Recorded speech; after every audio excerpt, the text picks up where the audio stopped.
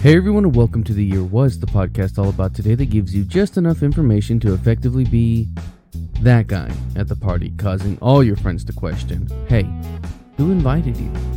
Like, seriously, why are you here?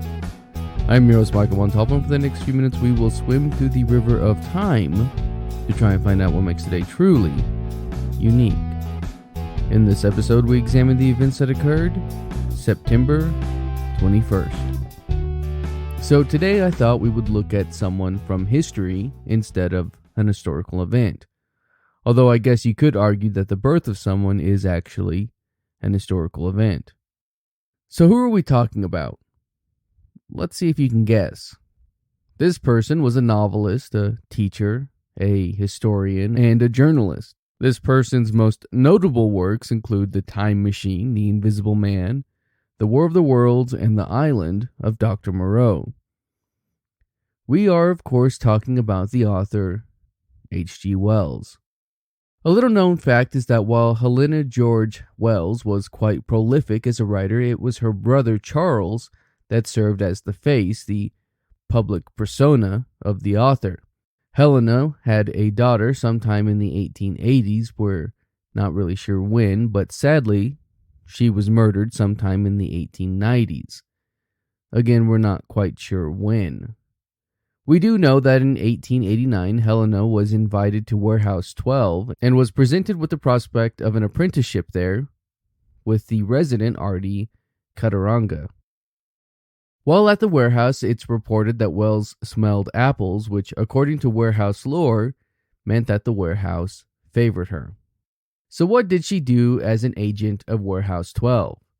Well, she hunted Jack the Ripper, became an inventor, and was ultimately bronzed at her own request May 2nd, 1914, until 2010 when she was debronzed, and of course I'm talking about the TV show Warehouse 13.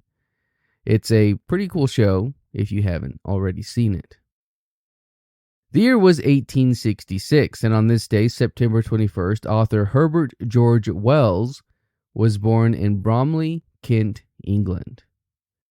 His parents were shopkeepers, and while his father did play a bit of professional cricket for a time, the family was always on the verge of poverty, at least according to Britannica. He began reading in earnest at age 7 when an accident left him bedridden for months and more than a bit of time for reading.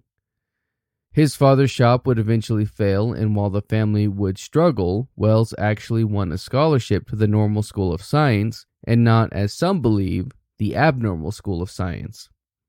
It was here that he learned about the sciences, if you can imagine. He graduated London University in 1883, but it was while at college that he began to dabble in writing, even publishing his first short story, The Chronic Argonauts. With this new success as a writer now in place, Wells did what many would do in the same situation, and he went to teaching. He also published a biology textbook.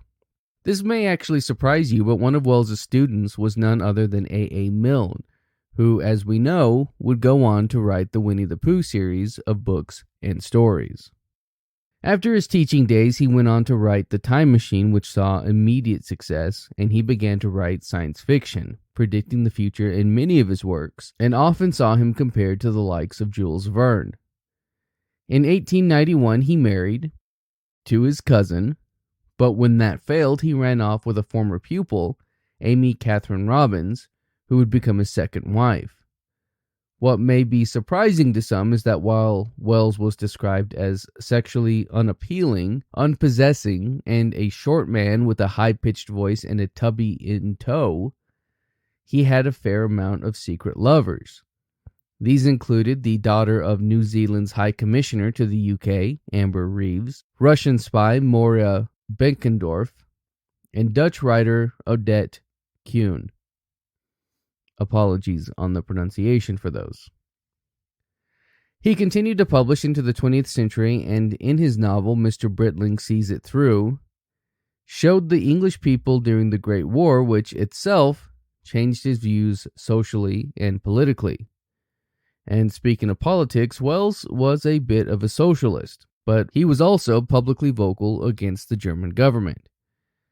He would eventually join the leftist Labour Party of Britain and was active in forming a doctrine of human rights during the Second World War. He would oversee the expulsion of the German chapter of PEN International, that's the poets, playwrights, editors, essayists, and novelists, for their anti-Semitism and their failure to protest the German book burnings of the 1930s. And speaking of those book burnings, one of his books, The Outline of History, was included in those burnings. His name was also included in the SS Black Book, which was a list of people to be arrested and imprisoned during a proposed invasion of Britain. Wells was actually nominated for the Nobel Prize in Literature 4 times but never won, and one of the notable non-literary things he did was co-founding the Diabetic Association, what would eventually become Diabetes UK, with R.D. Lawrence after being diagnosed around 1930. Wells would devote his life to writing, completing on average 3 books a year, but towards the end of his life, his writings became, according to biography.com, a bit pessimistic, often contemplating the end of society and humanity. Some attribute this to his declining health. H.G. Wells would die August 13, 1946 due to unspecified causes, so let the conspiracy theories roll. Apparently, he stated that he wanted his epitaph to read, "I told you so, you damned fools," but this request was not honored, and he was instead cremated, with his ashes being spread into the English Channel.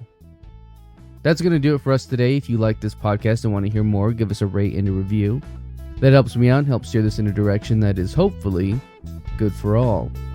If you're watching this on YouTube, you can find the Year Was audio version on your podcast app of choice. You can find me on social media and at YouTube at the Apple Cider Club, and as always, I want to thank the Tim Kreitz Band for our musical theme, and thank you for listening. We'll see you next time.